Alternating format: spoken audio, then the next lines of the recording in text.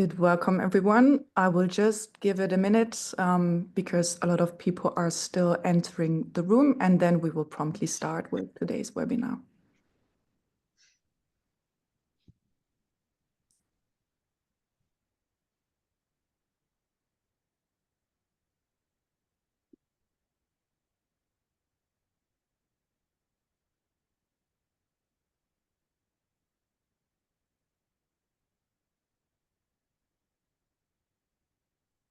Good. I think we have a decent number of people now in the room with us. Welcome, everyone, to the Café Scientifique, the public outreach webinar of the EU Horizon Project PrecisionTox.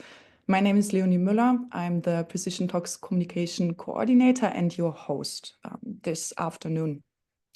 Today, TOMASZ SOBANSKI will present ECHA's key areas of regulatory challenge, KARC, that intends to support and inspire the scientific research community and detail what regulators need from the scientific research community to collaboratively work towards a science-driven shift in regulatory risk assessment. The presentation will be followed by a dedicated Q&A session where TOMASZ will be joined by Mark Wyant, a fellow PrecisionTox researcher, who will reflect on where PrecisionTox research intercepts with KARC. You can put your questions and comments in the Q&A throughout this session. I will make sure you'll get a perspective on them from TOMASZ and Mark. If you have any technical issues or questions, make sure to send them to me in the chat. This webinar is recorded and will be uploaded to the PrecisionTox website in due time. I will alert you to this via email. So if you have to leave at any point during this session, don't worry, you will not miss the rest of it. Now I'm happy to introduce today's speaker, TOMASZ SOBANSKI. TOMASZ's background is in biophysics and computer science with a specialization in metrology in complex biological systems. He graduated at Wrocław University of Technology with a PhD in technical physics, working on artificial olfactory systems. This was followed by a postdoc at ECVAM, where he worked on complex response measurements from various in vitro systems, cytotoxicity and developmental neurotoxicity and others.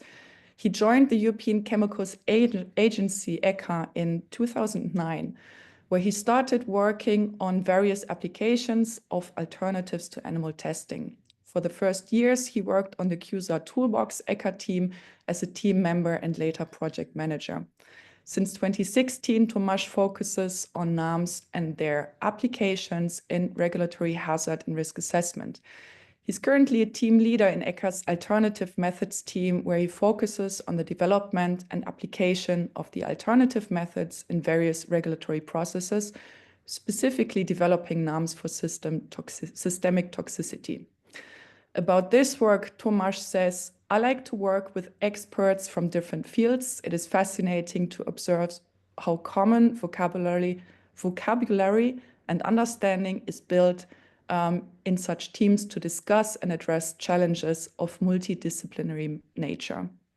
With this, I'm happy to hand over the virtual microphone to you, TOMASZ, and listen to your presentation. Okay, good afternoon, everybody, and I really would like to thank you all for having me here. And yes, let's talk a bit the key areas of regulatory challenge. First, let's share the slides.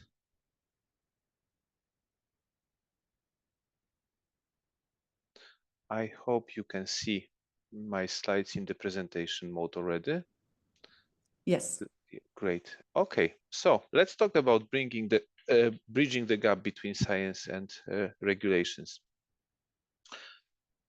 First of all, I have to say that, especially during the discussion, please forgive me, but I will, of course, I will try to be in line with ECHA views, but sometimes I may not be 100% represent the view of the European Chemicals Agency. So please keep it in mind that many of those will be my own thoughts or opinions. So what we are going to do, we are trying to basically talk very shortly about European Chemicals Agency, our mandate and our regulatory challenges. Then I will focus on on the how we can bridge the gaps, and starting from our motivation, then talking a bit what was behind starting the key areas of regulatory challenge document. I will talk briefly about some ECHA-founded projects which are relevant as well, probably from the PrecisionTox perspective. Think a bit about the crosslink between KARC and PrecisionTox, and then we'll have a lot of nice discussion later. Okay, so starting with regulatory challenges and ECHA. So European Chemicals Agency, our purpose is to protect human health and the environment through our work for chemical safety. And since few years, we are trying to do it really using science through collaboration and knowledge share. So we believe that especially collaboration with different scientific partners and showing the knowledge and showing different viewpoints is really the added value into that goal. ECHA legal basis. ECHA was founded with the REACH regulation, but now, after over 20 years of being in operation, we are dealing with much more than REACH. So we have a REACH and CLP, which are the main building blocks, but then we are operating as well biocides product regulation, PEAK, POPs, Waste Framework Directive, Drinking Water Directive, quite many other smaller regulations and legal frameworks. And then we have some specific tasks, like we are running EU Observatory for Nanomaterials, EU Chemicals Legislation Finder, Occupational Exposure Limits panel, and then we have as well helping with pre-accession process for the pre-accession countries, providing assistance, developing as well, helping our colleagues from European Food Safety Agency in developing Euclid for the application. And we as well partner in partnership for the assessment of risk from chemicals, and we are as well partners in ASPIS when PrecisionTox is one of the key projects in the ASPIS cluster. Altogether, so ECHA is in Helsinki, capital of Finland, and we are more or less 650 people altogether. And this is basically our building, which was basically built in the old ex-shipyard industrial sites, which have been. So that's why you have still some signs of our inheritage, this shipyard inheritage in this building. So, and talking about what is the key, regardless of the legal framework which we are operating, there is some common denominators. And the most important is that in all legal frameworks, when we are talking about hazard and risk, the key is to characterize hazardous properties of the substances and get the exposure patterns which may lead to risk for humans and for the environment. And this is basically common denominator for all legal frameworks which we are running. The ways how we are doing it might be different. Sometimes it's more direct, sometimes it's more kind of expert driven, but that's more or less what we are doing. And then as a consequence, if there is some potential for risk for humans or for the environment, then in order to mitigate that risk, we have so-called risk management actions or risk management measures. And this might happen due to the different tools or different processes. For example, within REACH, we see this through the harmonized classification, authorization, and restriction mechanism, but then we have as well occupational exposure limits. So basically, there are multiple tools available in different legal frameworks to efficiently manage the safe use of chemicals. And I believe that researchers like you from the PrecisionTox can really help us with developing new models and new methodologies and providing some data to help us with both hazard and exposure assessment. And to start with, we have our main challenge is that we are this agency who is really main mandate and main focus is to operate the legal frameworks. So we are really agency which has to implement the law and has to execute it. And this is the main area, and stakeholders and policymakers are mainly judging our efficiency and our performance based on that. Everything else is a bit in addition to this main and should be connected to this main objective and should fit to the main objective which we have, which means smooth running the legal frameworks which are in our portfolio. And as you can imagine, and this is probably which we can discuss later on, majority of legal frameworks, not only those which are operated by ECHA, but as well those which are operated by EFSA or EMA, are still heavily relying on in vivo toxicity testing. And despite the fact, but then as well, we have to now take into account the strong drive for shifting away from animal testing, and we need to find the ways how to efficiently start to implementing those animal-free solutions while still running the whole legal machinery. And this is a bit, it's like trying to redesign the tools while the work is ongoing. This is quite challenging on its own. And of course, in order to do it, we need to build our capacity in all those new fields, emerging fields, which might be needed for the future. Like omics, we will discuss in the moment, toxicokinetics, different application of AI. We need to catch up, and we need to build our capacity first to understand what those approaches are about, and then how to efficiently use them in the regulatory context. And then Green Deal, and more specifically chemical strategy for sustainability, bring those emerging topics and bring this new ambition for extending the protection goals and cover polymers, nanoforms, endocrine disruption, immunotoxicity, and neurotoxicity. And that's some of those fields requires almost complete development of the new methodologies almost completely from scratch. And we have to keep in mind that there is always some time needed to, even if the science is ready, to adopt them and implement them in the legal framework, because basically, it's based on the consensus building, and all the key stakeholders need to agree, and then the implementation have to start, and it cannot be done very quickly, because stakeholders needs as well to have a time to adopt to the new requirements or to the new reality. So we have to take it into account as well, that reality is changing a bit slower than we would like to see it.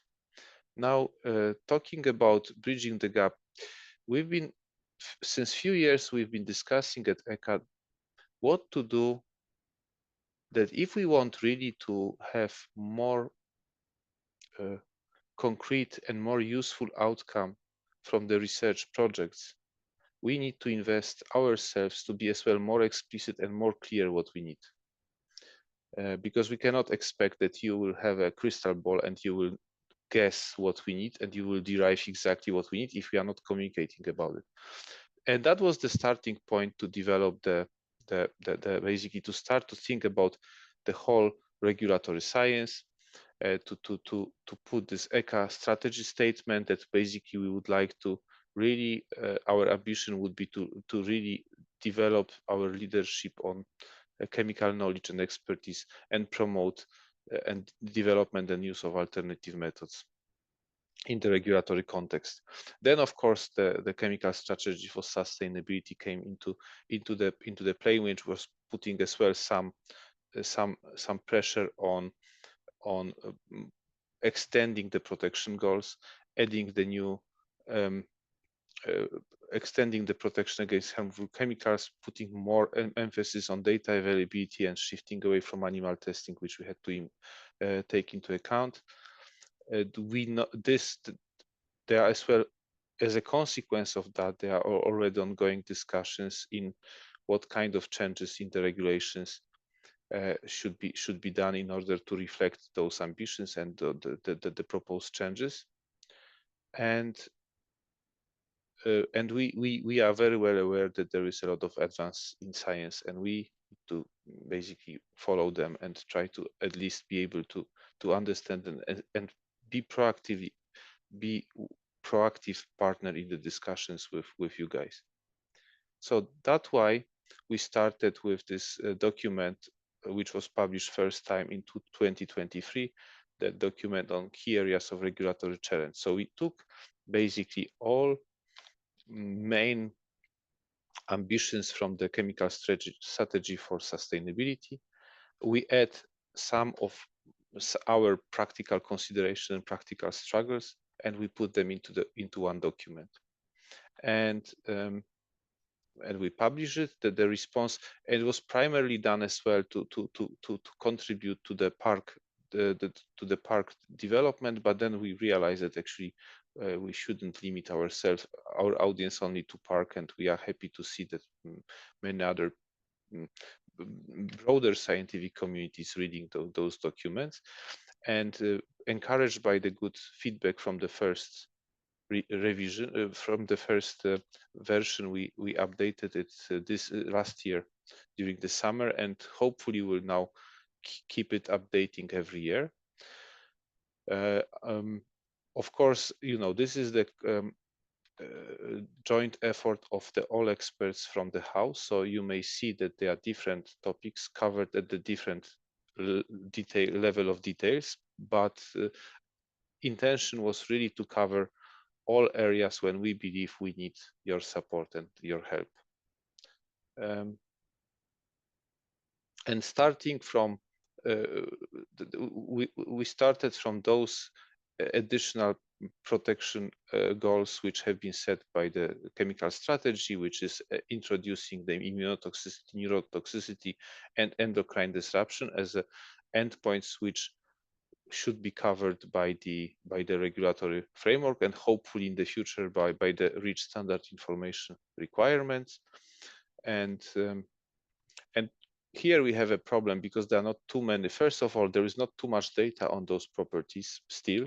Second, especially for immunotoxicity and neurotoxicity, there are not too many standard method and reference data which we could use to calibrate and better develop and then validate the new solutions. So that was a bit of challenge. And for the endocrine disruption, basically, we have already some methods for EADS modalities, but we know that there is not only that there are much more effects than just related to EADS. So it would be nice to extend it. And just to clarify, so it means estrogen, androgen, thyroid, and steroidogenesis. So basically, those which we have identified, for quite many of them, they are already methods or almost standardized or in the very late development stage. But we believe that there is that we have to cover it much more broadly. And what is quite important as well, that we should have as many models as possible based on invertebrates or in vitro systems. Then talking about more environmental protection, I think for us currently the biggest challenge, it is already since some years, is bioaccumulation. First of all, because up to now the assessment of bioaccumulation was mainly for the aquatic compartment. We had the fish bioaccumulation study, which is a quite heavy study requiring quite a lot of animals to be used, and we would like to replace that with more robust and ethically less controversial methods. So there are already some attempts with HIBIT assay, and now with the as well clearance assays combined with a PBPK model.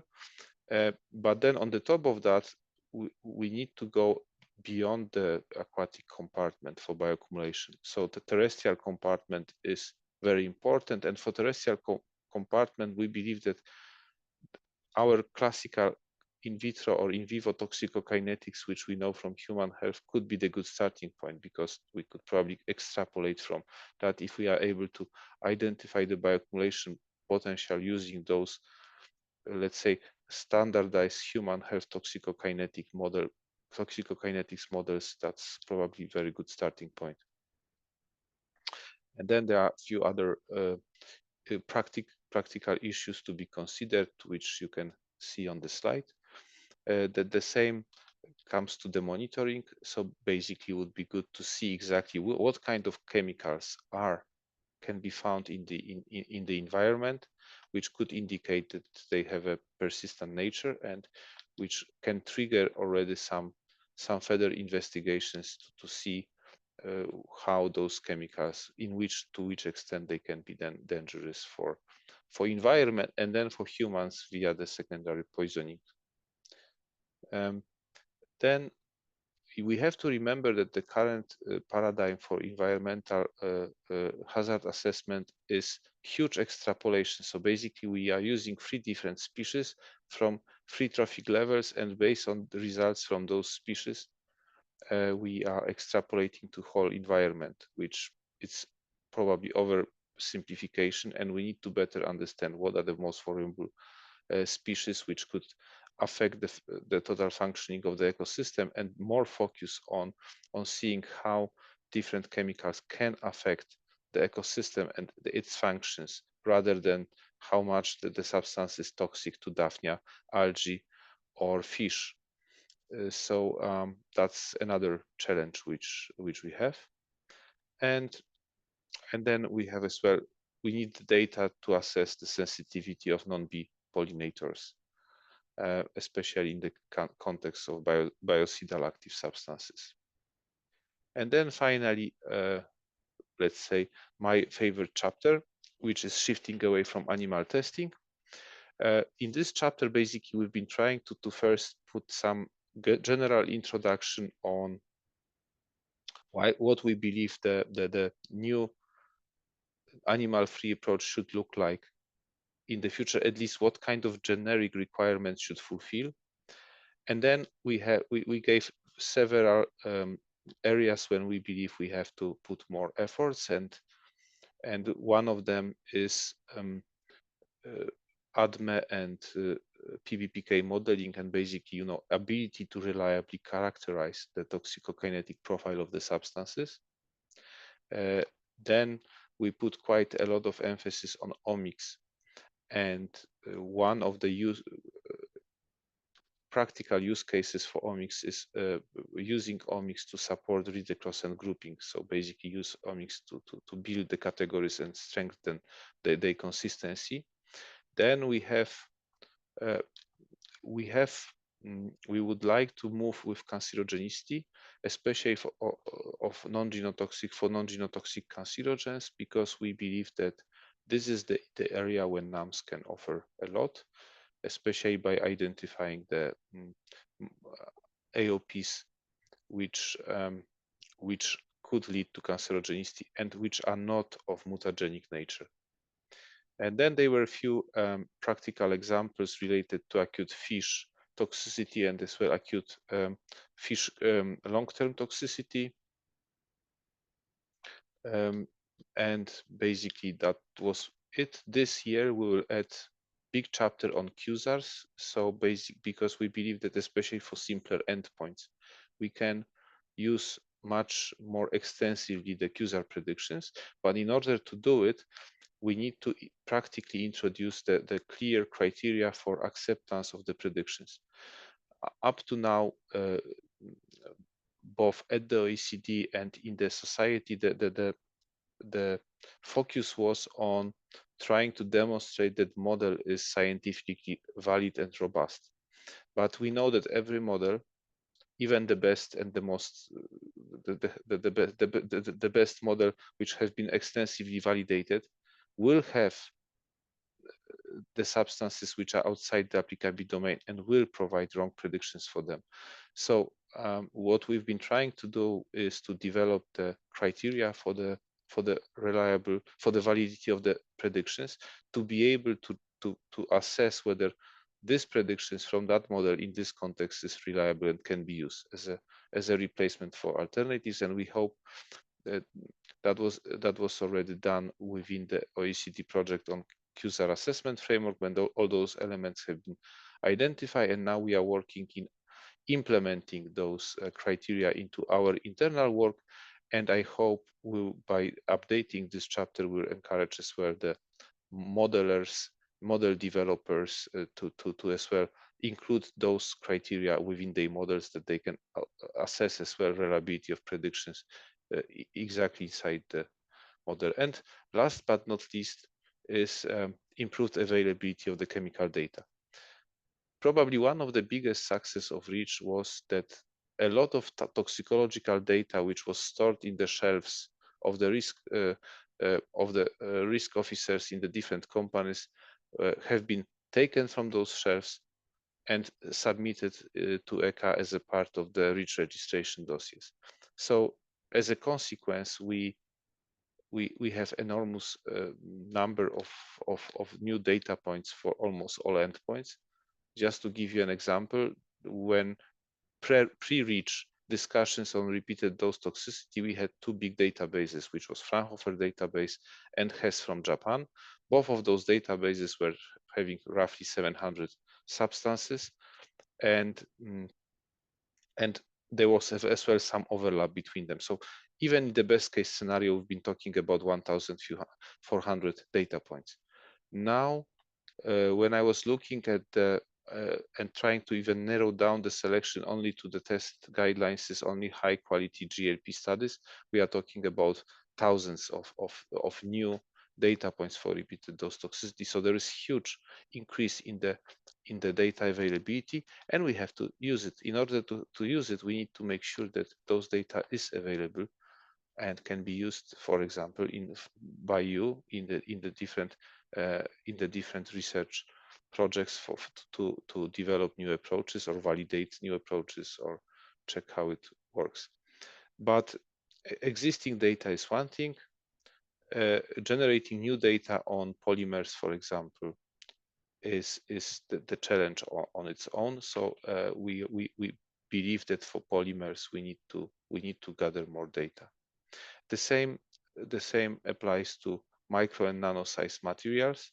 So this nano is now as well covered by REACH registrations, but actually we still have a problem on getting the consistent data about nano characterizations and understand better how the size of the material can affect the toxicological and fate properties.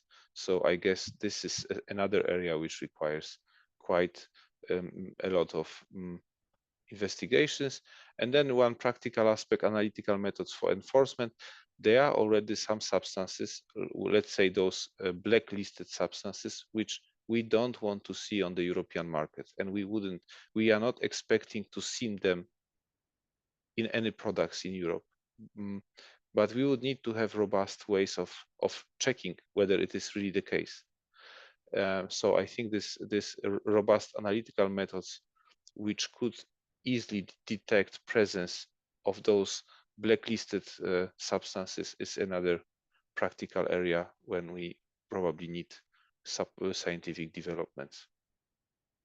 And so that was more or less all what is in the KARC in general, but we are trying to do as well a bit of our own research in the area when we believe we could add some value, and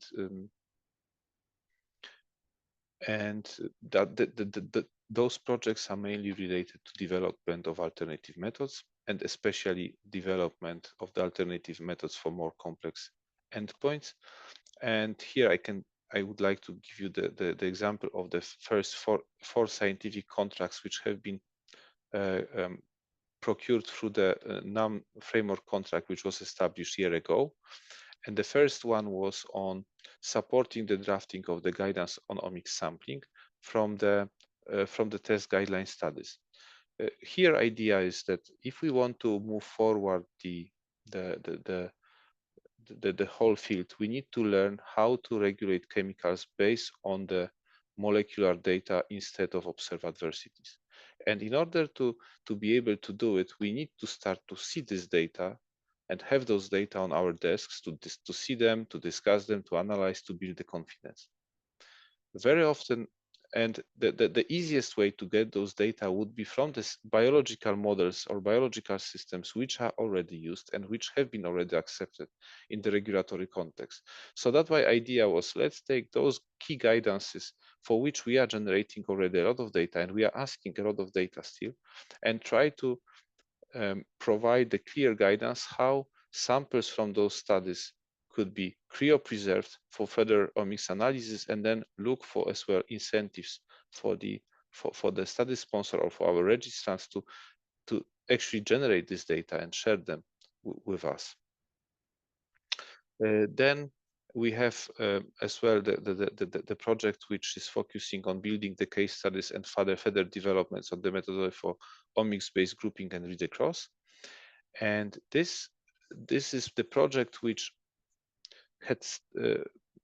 was initially the idea of generating the omics data with the generating omics data to support read across cases is something which we've been trying to do with colleagues from University of Birmingham since 5 years. We did few practical case studies using different models. I think the most famous was Daphnia study on azodice, and we realized that if you are just doing the omics, we had this naive thinking that okay, we will take the model, we'll measure the omics, we'll see the patterns, and it will solve all our problems. And indeed, we got some answers, but we got at the same time much more questions. So we realized that actually, in order to address those questions, we need to investigate much deeper and develop really from the beginning the whole workflow, how we should build the evidence, omics evidence, which could be used first to support grouping and read across, but ultimately as well to be used to derive point of departures or drive the hazard assessment, because elements are almost identical except the last step, which is the quantification of the response. So we believe that having this case study and building those examples, we are developing this this understanding, and we are building the confidence while still doing some links to the traditional data within the category. Then toxicokinetics is another project. We would like to, if we want to use in vitro models, we need to really be able to reliably assess what would be the equivalent external dose of, and because that's how you are communicating risks and hazards. And we cannot allow the situation or afford the situation when overall uncertainty of the kinetic profiling is, for example, 10-fold or higher, because then the whole assessment of the toxicodynamic aspect is basically doesn't have too much sense, because we basically introduce so much uncertainty through the toxicokinetics that whatever will happen with toxicodynamics doesn't really have much relevance. So we would like to develop the toxicokinetics systems, the toxicokinetic solution, which could be used for industrial chemicals. And here we have to remember that industrial chemicals are not drugs, not pesticides, are not those nice easily water soluble chemicals and highly bioavailable when you can basically easily test them. Some of them are really very difficult to test. Some of them are not soluble or close to non-soluble. There is a lot of problem with bioavailability. So we need to take into account all those considerations and build the suite of solutions which could be used for those different scenarios, depending what kind of chemistry we are dealing with. And finally, omics enhanced fish embryo test. This is to see whether we could, using fish embryo test with omics measurements, whether we could really derive a point of departures which could be used instead of long-term toxicity study in fish. And yeah, and then talking about the link between KARC and PrecisionTox. I have to say that first of all, because we had already University of Birmingham, we had the collaboration and quite successful collaboration with University of Birmingham since 2016, so since the first NAM workshop at ECA. And some of the KARC ideas, especially related to alternative methods, have been inspired by those discussions. And the fact that we are putting a lot of emphasis on utilization of molecular data, specifically omics data in the regulatory context, is thanks to the dialogue which we had with you. And then as well, biodiversity, as we understand it, is as well almost exclusively based on this pathway preservation concept, and we believe that there is a lot of opportunity to use this data later on, and really to use this data to identify what are the most vulnerable species, and how we can extrapolate as well toxicity results between the species in order to more efficiently manage the risk of chemicals. And maybe before finishing, I would like to put few open questions just to start the discussion. And let's start with this one, which would be what do you think would be the best entry points for utilizing omics data in regulatory toxicology? And then the second one is about omics data supporting or read across or hazard classification. Should that omics data be publicly available? And if yes, in which form? Should it be raw data, processed data, no data, only results? So maybe we could have some discussion about this.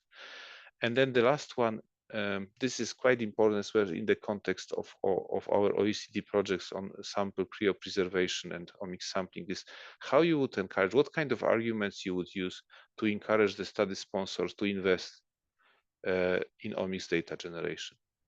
And with those open questions, I would like to thank you very much for your attention, and I hope we will have fruitful and inspiring discussion. Thank you.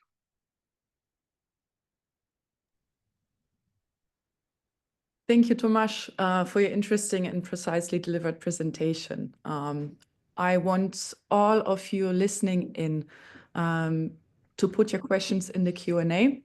But at this point, I'm happy to now introduce Mark Wyant to the stage. Mark's background is in the development and application of metabolomics technologies in regulatory toxicology, focusing on chemical grouping and really cross-deriving molecular points of departure, developing omics signatures, and defining best practices and reporting standards. He obtained a PhD in chemical physics at the University of Southampton, UK, then conducted postdoctoral research at the University of California, Berkeley, and University of California, Davis, before joining the University of Birmingham in 2003. Currently, Mark focuses on trying to pave a pathway between research applications of metabolomics, where he published over 200 papers, and the regulatory applications of metabolomics. Mark says about his work, the science is only a small part of the challenge. It's very exciting to tackle such a complex multifactorial problem, and the people I get to work with make it even more special. So welcome, Mark. I'm happy to hear your thoughts on the link between the scientific insights developed in PrecisionTox and the KARC. Thanks, Leonie. My speaker wasn't working just as you were talking at the beginning, but I don't think you asked me anything that I needed to reply to. So I'll come in on responding to your question there, and just briefly reflecting. I mean, it's very nice. I had several flashbacks as TOMASZ was talking and presenting the KARC and referring back to the April 2016 workshop, which was, as you said, the first NAMS workshop that was held in the community, held in Helsinki. And I think the intersection that you described on just a few slides back between PrecisionTox and KARC, I think you're absolutely correct with that. The part of the KARC that's most relevant to PrecisionTox is this ambition to shift away from animal testing, of course. And if we think more broadly about human health and eco, then the activity in PrecisionTox, which is really potentially a very strong contributor to this, is the omics technologies. Now, I'm a bit biased in saying this, of course, as a passionate supporter of the omics, but I think it's bringing those omics technologies in and, you know, really trying to evaluate them more deeply in terms of their ability to do hazard identification and ultimately try to shift towards this mode of action based framework for risk assessment rather than relying on the measurement of adversity.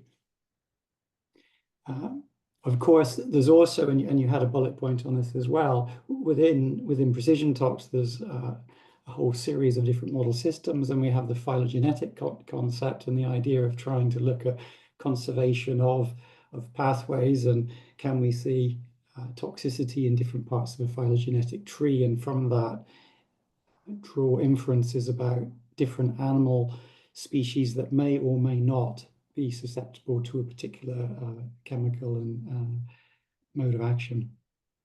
But I think, yeah, the principal intersection of the KARC and PrecisionTox, I agree, it's around this omics, bringing in the omics technologies.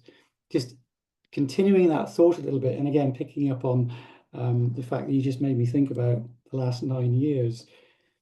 I'm often called impatient, and I've been called impatient by quite a few colleagues at ECHA in trying to bring about change. You know, why can't it be tomorrow? Why do we have to wait a year? And I actually think the way in which the last 8 to 9 years has progressed, which is an incremental process of making progress, it is the correct way. Because we absolutely have to build confidence in each of these steps that we take forward. And we may, I won't say naively, but we may idealistically hope that there's some sort of paradigm change occurs on a short time scale. But being realistic, you know, we can look to the last 8 to 9 years and say, has that occurred? No, of course it hasn't. But I actually think it's the right path that it doesn't happen in that way.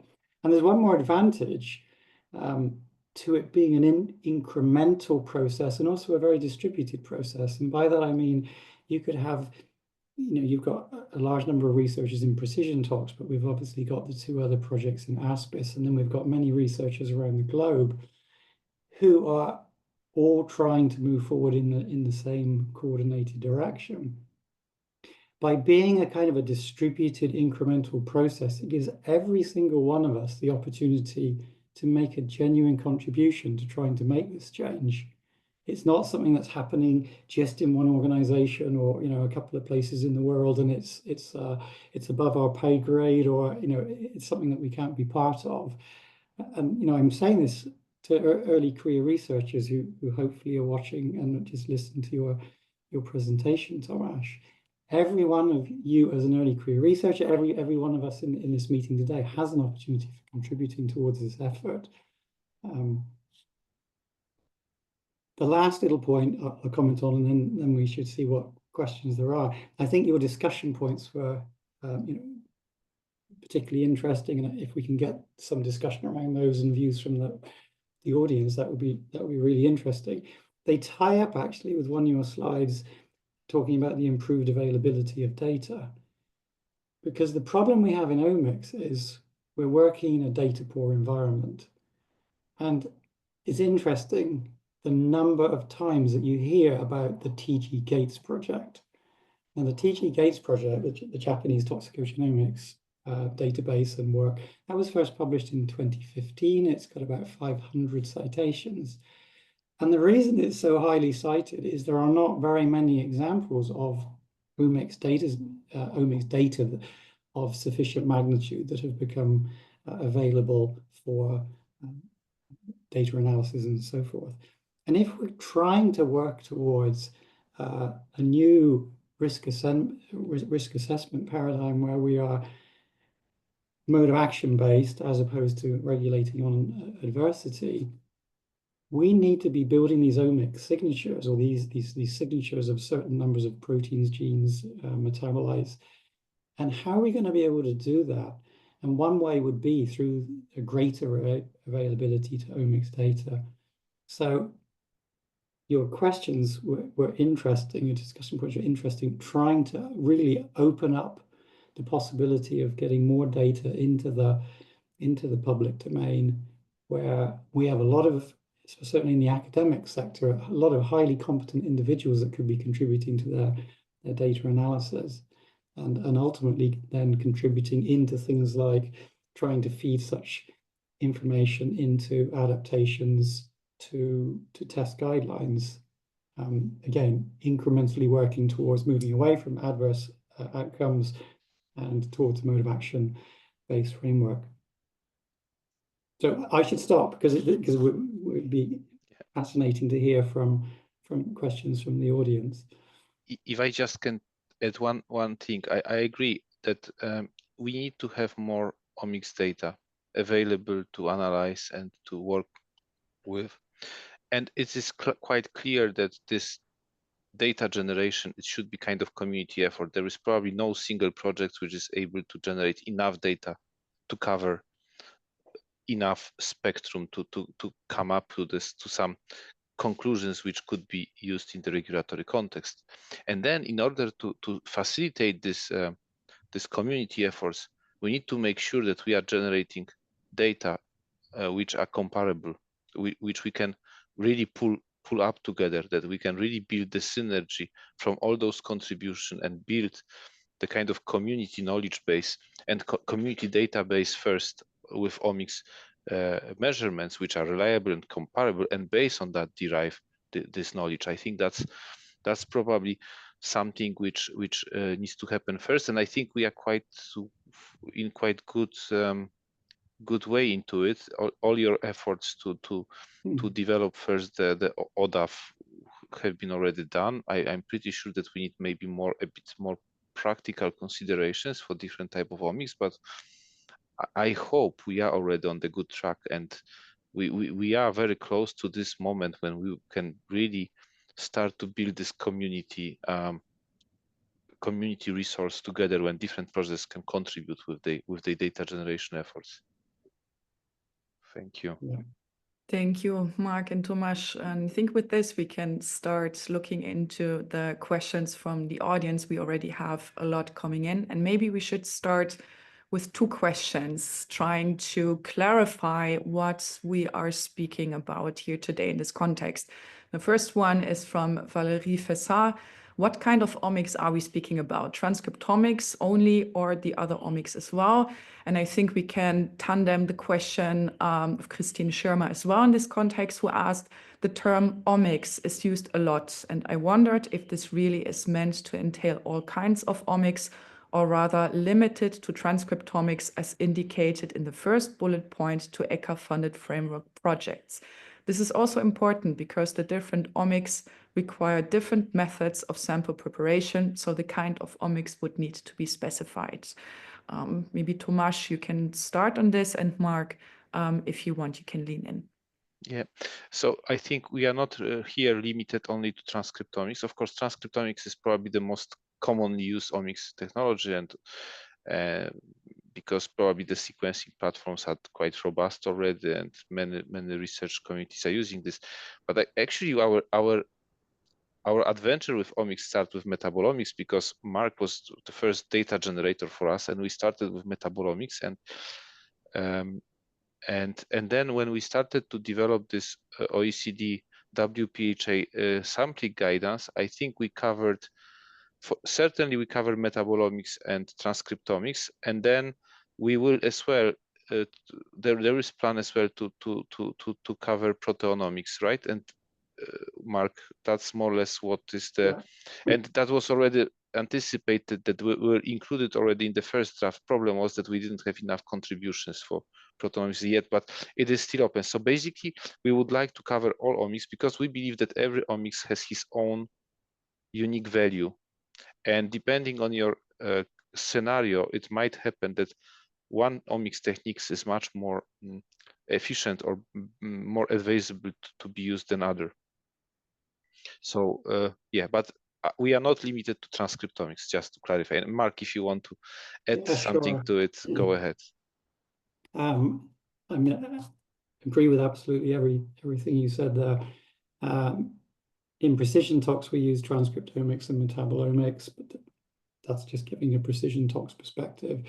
in the omics sampling, Tomasz, that you just referred to, proteomics, initially, the focus was going to be on metabolomics and transcriptomics because we thought that would be the expert groups available would be able to best write that. But in the end, the proteomics section was written with equal weighting. So the new omic sampling guidance, which is currently, as of about 2 days ago, sent out for review and comment by the OECD omics expert group, has proteomics, transcriptomics, and metabolomics.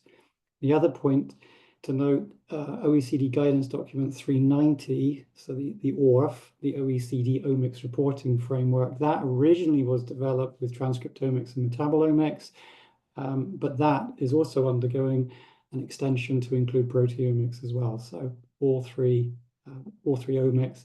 And then referring just back to Kristin's comment about sample prep, we have in PrecisionTox, we take the different model systems, whether it be C. elegans or human cell lines, Daphnia, zebrafish embryos, these come in, and we have an extraction procedure where the first step is that one, for a given single sample, that sample's homogenized and it's split, and then it goes down a specialized RNA extraction route and then a parallel metabolite lipid extraction route. So we extract for 2 omics from the same sample.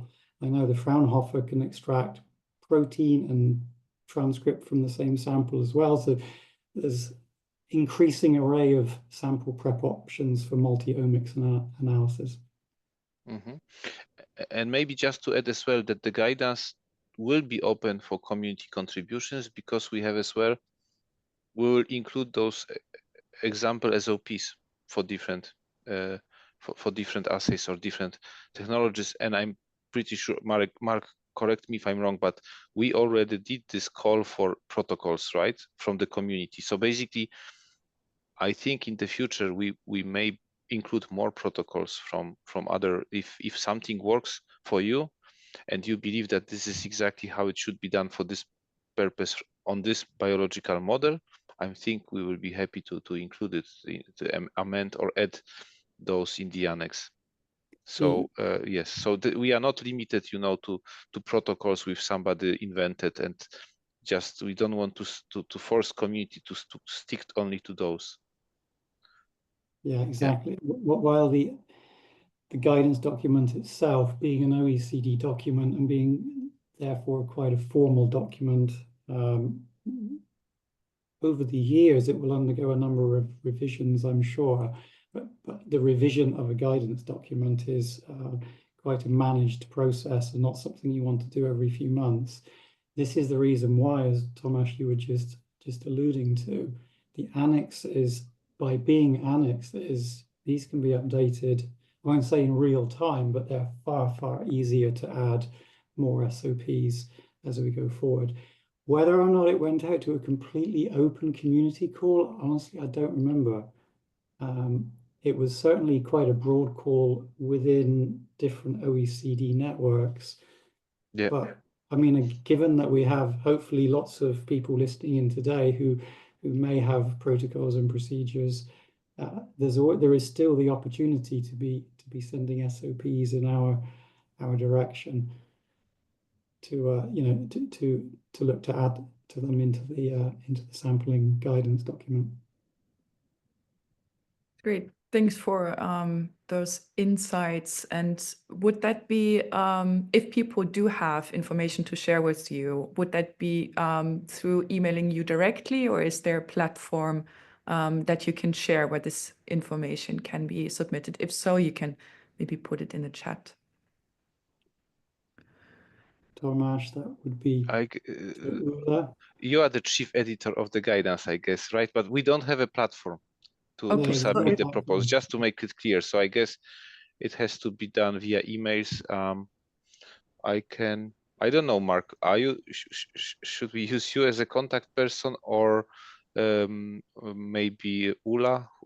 I would do Ula, not because I don't want to receive people's emails, but simply because Ula is it's an ECHA nominated and led WPHA project, and Ula is the main coordinator. Okay, perfect. I will put her email. Yeah, I will collect this information afterwards and share email with the participants. Moving to the next questions, we have some more technical questions about omics, and this is not data generation and sample preparation, but now more on the analysis and interpretation of omics data. So one question is, as more and more omics data become available, is anyone looking at opportunities for AI tools to help with the data interpretation? Do such tools already exist, and or who would develop them? And this I would ask in tandem with the question by Roman Lee, who asks, how would you rate regulatory confidence in machine learning algorithms, especially computer models to connect molecular data from omics to apical endpoints? Do you have a perspective on this, either TOMASZ or Mark? Maybe briefly about AI and the applications into the regulatory hazard assessment or risk assessment. Look, AI algorithms, from our perspective, could be used as well as any other data integration algorithm which we know. The only problem which I could see is transparency behind the results, which means the regulatory system, and basically the reason why everything takes so long is because it is through the consensus building process. Basically, we need to convince key stakeholders, both regulators, scientists, and representatives of industry, that this approach has sense, and we can now agree that outcome from this approach done in this way will have a regulatory binding consequences.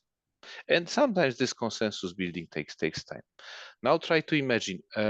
So if we are talking about QSARs, if we are talking about any in silico models, there was a lot of emphasis on the transparency of it. People would like to understand what is behind the algorithm, what kind of features or variables have been taken into account, how they were interpreted, and what it means for the results. If we could make sure that the AI algorithms can then give you kind of a reasoning summary how those conclusions were derived, that somebody can have a look and basically verify whether it has sense or not, I think then we can treat it as any other algorithm. I don't see big differences. But I would like to point it out that transparency is quite important, because it helps a lot in this consensus building process during the discussions with various stakeholders. So this is something which, Mark, would you? But I'm not super familiar with all technical tools which are available based on AI to process omics data. Maybe Mark can help here if. Happy to comment. I mean, something I've already said is we are in a data poor universe.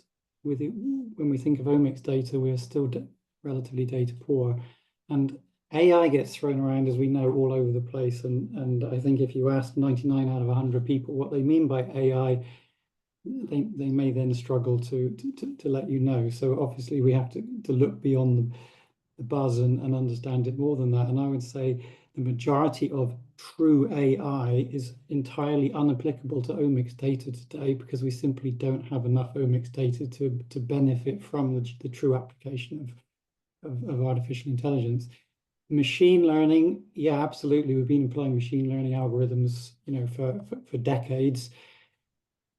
Whether it be machine learning or more classic multivariate statistics, partial least squares, discriminant analysis, different types of statistical analysis, or machine learning, to derive a biomarker signature or an omics signature that you believe is predictive of a particular effect, to derive that purely statistically and then try and convince the regulator or the OECD test guideline program, I think there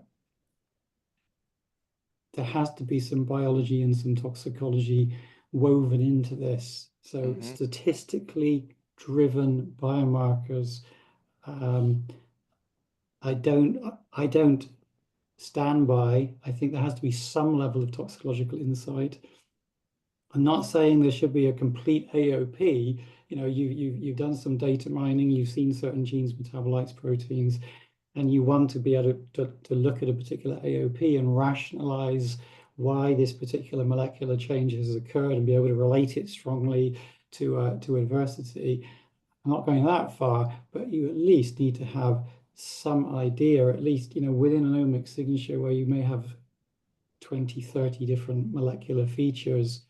You really want to know, be able to identify the majority of those and ideally relate them to some sort of plausible, what we term plausible toxicological interpretation.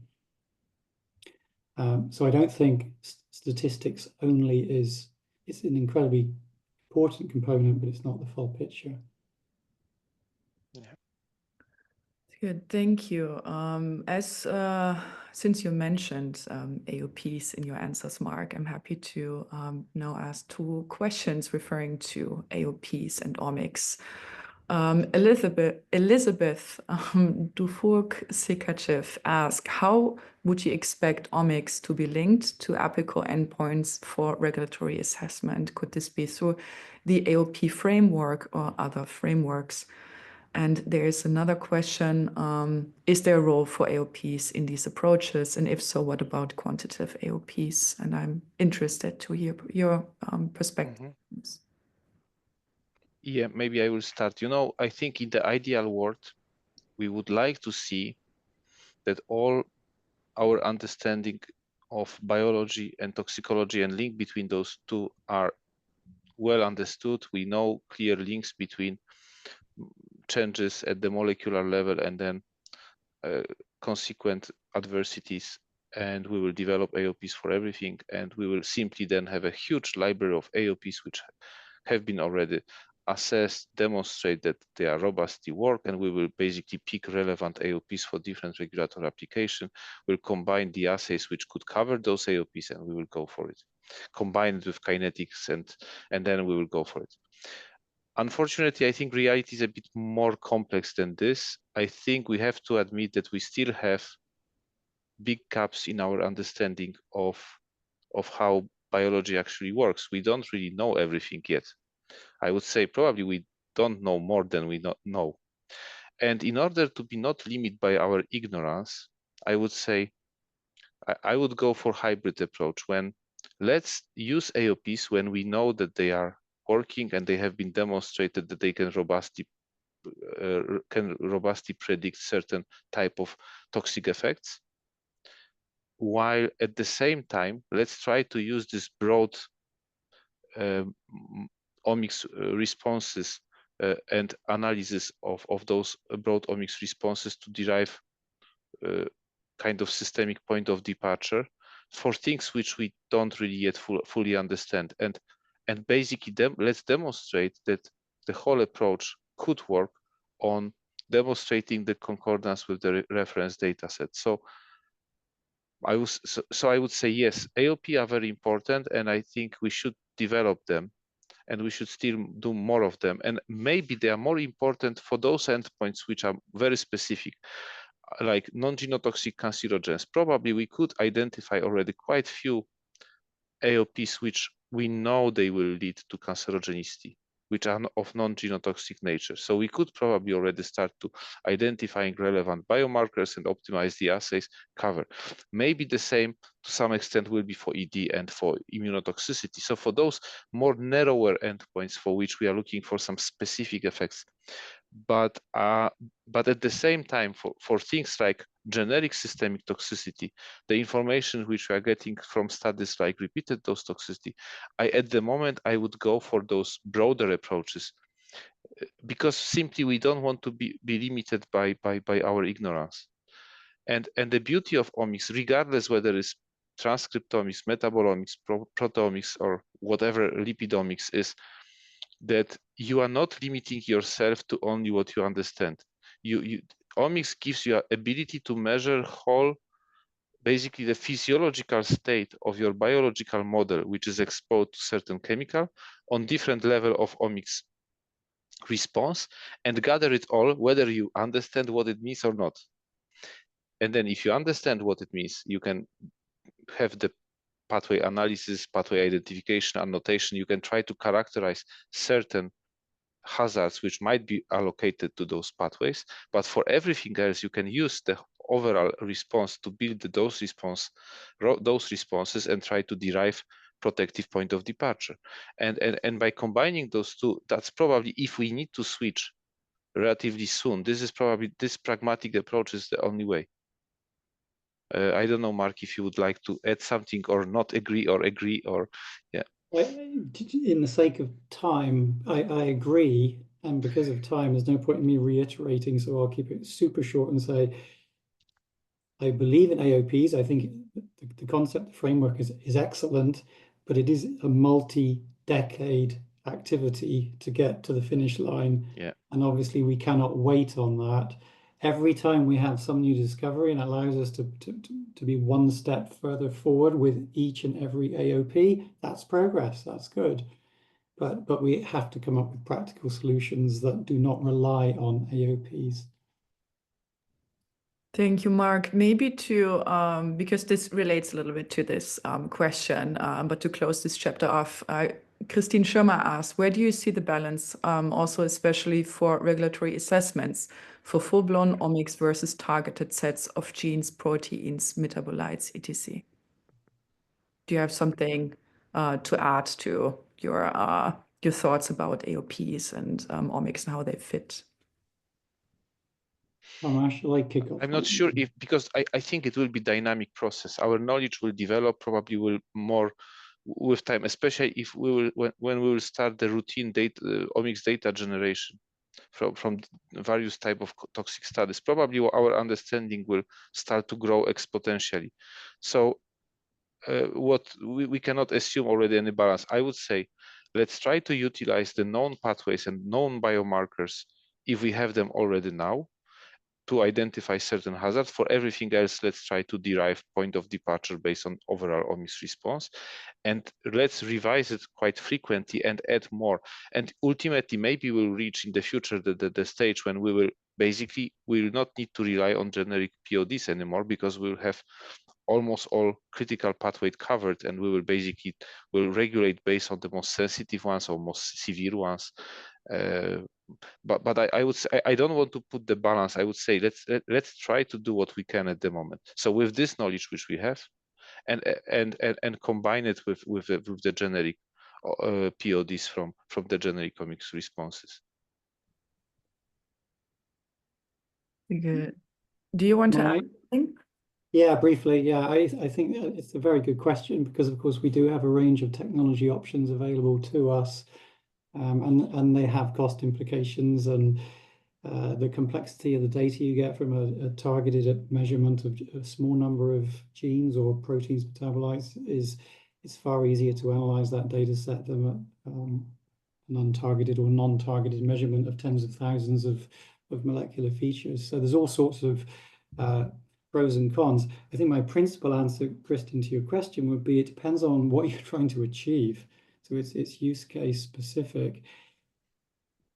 Maybe it'd be good to sort of think about, well, where are we trying to get to in the area of omics and a mode of action based classification scheme. You would have different established omic signatures for a range of different hazards. And whether or not that's 3 genes, I don't believe 3, 4, 5 molecular features is enough for a signature. It depends.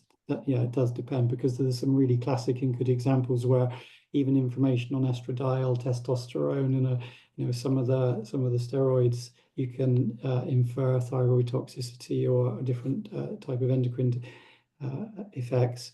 But in general, let's say a signature needs a few tens of molecular markers to be sufficiently rigorously predictive of a hazard. Well, you could imagine having, say you're conducting a study and you're interested in looking at 10 possible outcomes. Well, you need to be able to measure 10 possible signatures. Choose the technology that can provide you that. But we don't have those signatures today. We have some examples, but we are, again, not only we're data poor, and because we're data poor, we haven't had the opportunity for full-scale signature discovery. And while we have yet to discover signatures, I would strongly argue to collect the full data sets, the full genome, full transcriptome, as broad a protein and a metabolite data set as possible, to allow us to then apply the machine learning or other statistical methods, perhaps one day AI methods, to do the discovery to lead us to these signatures. So I think over time we will shift from truly untargeted and measuring tens of thousands of responses. I can see us shifting to more targeted, but it's going to take some time to do that, to have the confidence that we're still measuring sufficient amount of information across a sufficient number of hazards. Thank you. I will move on to the next question now. We still have 11 open questions, so I'll put 2 more of the larger answer ones next, and then maybe we can just go through the rest of them with just very short responses, so we can make sure that all of the answers, all of the questions get answers. So for one of the bigger ones, this comes from Jay Darwick. He says that the US EPA have published a lot of work in recent years to show that transcriptomic-based points of departure from in vitro assays are lower than points of departure from animal studies. This work essentially shows that transcriptomic-based approaches to derive POD would be more protective of human health from a risk assessment perspective. However, as schemes like REACH are hazard-driven, these approaches may not be suitable. Would this be true even if it can be demonstrated that even worst-case exposures to a chemical do not approach conservative PODs from omics studies with human-relevant in vitro assays? This was a long one. I hope it was clear to both of you. Yeah, anyone, Tomasz, if you want to. Yeah, I think one of the paper which you referred to was part of our study, which I was part of as well, when we demonstrated that indeed for 91% of cases, the POD from transcriptomics or from basic NAM data is more conservative than the animal response. That the problem is the level of conservatism, because at this study we demonstrated that basically the average difference in the sensitivity is over 2 log units. Now try to find any industrial colleague and tell him, you know what, from tomorrow we will regulate everything based on 2-fold difference in the sensitivity. And I think you will see a lot of panic, because what it would mean in practice, that majority of our chemicals, which we probably still need, would disappear from the market. So being super overprotective does not necessarily help us. We need to find out the way how we can really have a balanced performance, which is comparable to the current ones. And in the current study, which we will hopefully publish soon, we tried to do it. We tried to balance really those performances, but and demonstrate that we could be we can balance the sensitivity to mimic the in vivo point of departures, and hopefully this will bring us one step further into the practical application. So I would say being more protective not necessarily always helps. But I agree, we need to, I think one of the biggest challenge in especially in the systemic toxicity context is really to find out the proper doses up to which we will test things to conclude whether something is safe or not. So equivalent of basically limit dose testing in the in vivo. This is something which we have to do, and I guess we need to build the consensus around it, how to do it, and probably it will be chemical class dependent. Could you excuse me for the moment? I have probably small family emergency. Sorry. Mark, could you continue for the moment? I will come back to you. Sure.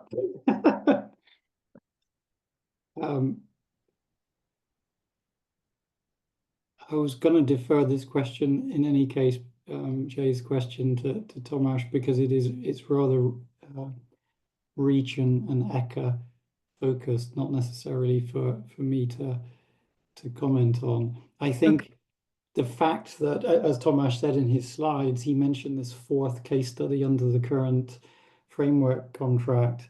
There's actually work ongoing with one of the partners in the framework contract to look at points of departure in the zebrafish embryo model. So as a positive comment of is as Eka considering the use of omics data from a POD way of thinking, at least from that particular eco-tox chronic fish question, you have interest, right, TOMASZ? But I've just taken off what you were saying. I've gone off on a tangent. Yes, and maybe one more thing. You know, I think this conservatism was coming from the fact that to build the confidence, researchers were really keen on demonstrating that we are protective, that we are not missing anything, that even very specific chemicals which are acting via very specific and sometimes exotic mode of actions can be captured by those by those wide response those assays which are based on the wide response analysis, and that was good, and I think it was very important. And another problem why we've been so conservative is that we, in our comparison, when we've been benchmarking against in vivo data, we did not necessarily appreciated the uncertainty of the in vivo data at the first place. So basically, especially if something was slightly less protective than in vivo point, we would consider it as a failure. While now, I think we start to better understand after those years of discussions, what are the real uncertainty of in vivo data, and we start to take it into account in the comparisons, and we don't anymore saying that if something is, 5-fold less conservative, this means automatically that this is the failure. No, because it might be this is exactly within the variability of the in vivo results. So I think this as well help us to be less conservative in our assumptions, how we are deriving point of departure, and I hope that there will be soon that the moment when, at least for certain endpoints like repeated dose toxicity, we will be able to demonstrate that we could mimic the performance and with relatively good concordance. Still, we are not yet there, but hopefully we will get there soon. Thank you, TOMASZ. Maybe I have one question that Mark can reflect on. You don't have to pick on all of the aspects, but I know that we have talked about this a bit before. In terms of biodiversity conservation and the use of omics and understanding toxicity impacts on ecosystems, what are the next steps in effectively implementing omics to biodiversity conservation programs? Maybe the really specific part about implementing isn't so fitting, but just from your perspective as omics specialist in PrecisionTox, maybe you can give your perspective on this question. Yeah, I'm reading biodiversity conservation program, and to me that sounds like going out into the environment and applying omics in the environment, which of course there's some really good applications for omics in the environment, particularly eDNA approaches, which has not been discussed when we talked about the first question of today. First or second question, we were saying, well, what omics do we mean when we talk about omics here? Well, here in regulatory toxicology and this proactive measurement of biological responses of test systems that we are deliberately exposing, we went through and we said there's 3 main omics. If we're talking about a biodiversity program and measuring biodiversity in the environment, I would say eDNA is incredible. It's been almost transformative over the last few years, but it's a different question. And so I suspect, especially with 10 minutes to go, I'm happy to sort of park it and say that's different to the core discussion today. TOMASZ, do you want to reflect on this question? Very quickly, I think for the pathway conservation and how we can utilize it in the practice in the future, I would like to remind about 2 considerations which probably would be good to take into account. The first is that the fact that pathway is conserved and you see it basically conserved over the species does not necessarily mean the adversity will be the same. I think we had in one of our internal projects, we have this PPR alpha pathway, and the level of conservation between Daphnia and humans, but adversity is completely, the consequences of those pathways were completely different. I think Daphnia was still swimming happily without even notifying that there is PPR alpha pathway triggered, while for human it would have a very severe consequences. So this is one consideration. We have to better understand this relationship between pathways and adversity. A second one as well, there is one other important factor to take into account, which means specific kinetics for different species. Because the fact that you expose all your species to certain level of external concentration probably will mean completely different things in terms of systemic exposure, and would be nice to understand those differences, because quite often those differences might be huge. And then we have to remember as well that different organisms will have a different metabolic capacities and competences to deal with chemicals. So maybe that some part of the we cannot always directly compare those responses, because we may deal in the for example vertebrate species with already biotransformation products, while with very simple invertebrates we can still deal with the parent substance. So I think it is good concept, but basically we need to better understand how it can work in practice and take into account more considerations. Thank you. Thanks, Tomasz. Moving on to the next question. Now maybe we can just do like a round of quick responses and see if we can get to all of the questions. So this one is from Matthew Burbank. Thanks to Tomasz for your great presentation. Is there any point in prioritizing NAMs on the DART endpoint for ECHA, especially in light of the REACH regulations? So if I understood well, the question is whether we believe that DART is an important endpoint and we should prioritize it. Of course it is, and we should. I don't know if such a short answer is good enough, but yes, no. Let's be honest. I think all CMR related, so those of very high concern endpoints, mutagenicity, the toxicity to reproduction, developmental toxicity, and cancerogenicity are of priority, and we should do our best. And those as well, where in vivo studies are the most costly, the very time consuming, and yes, so I certainly this should be one of the priorities. I agree.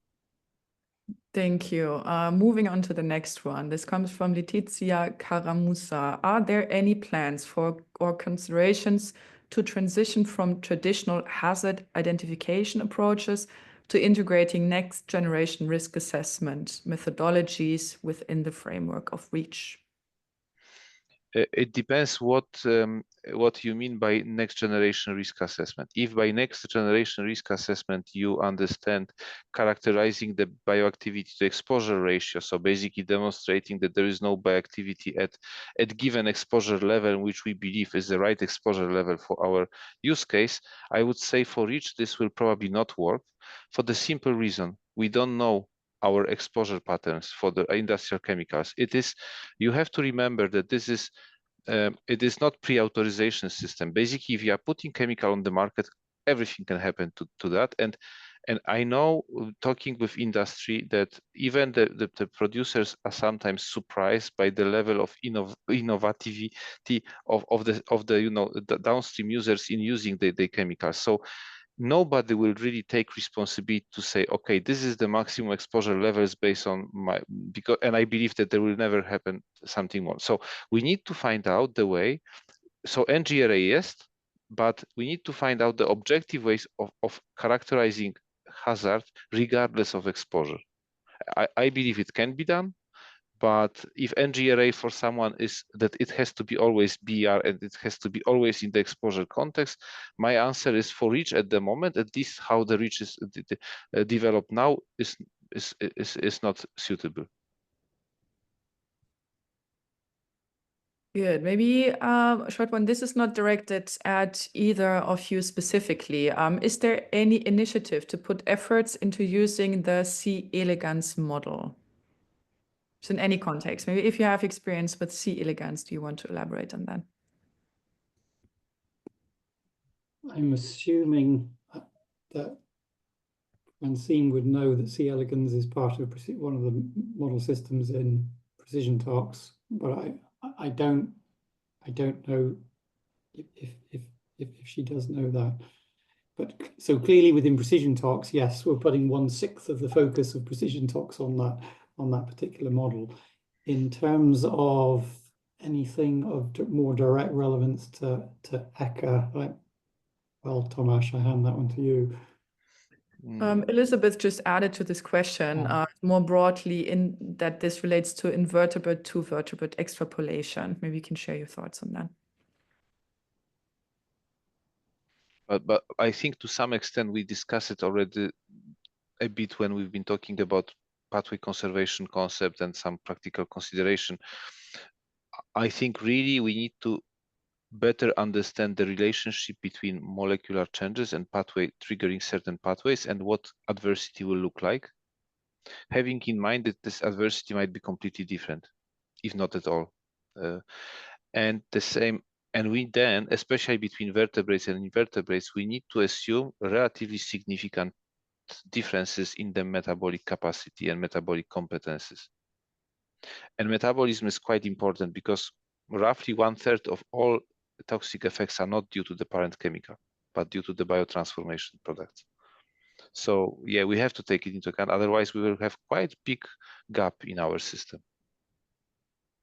Maybe in this context, we can answer the question that comes from Anax Oliveira. Is there any initiative or interest in this context and considering the One Health principles when rethinking the way we assess chemical safety under REACH?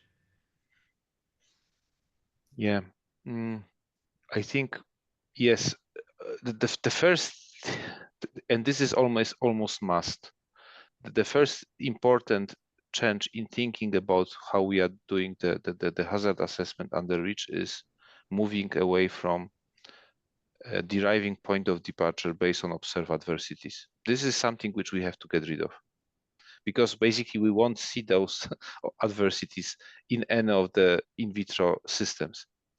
At least not in the way how it is defined nowadays. So or we will redefine adversity, or we'll simply shift to something else, regulating based on the severe pathways for which we have an evidence that they are of severe nature, combined with strong evidence for systemic exposure, for example. That's one way. But I believe that that's probably one of the most fundamental change needed in the every regulatory system if we want to phase out animal testing and do something better and in the modern way.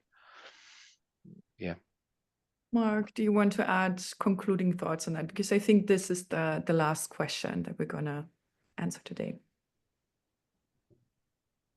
I have a lot more to add to what Tomasz just said, because it's from a REACH perspective, so it's a little bit outside of my jurisdiction.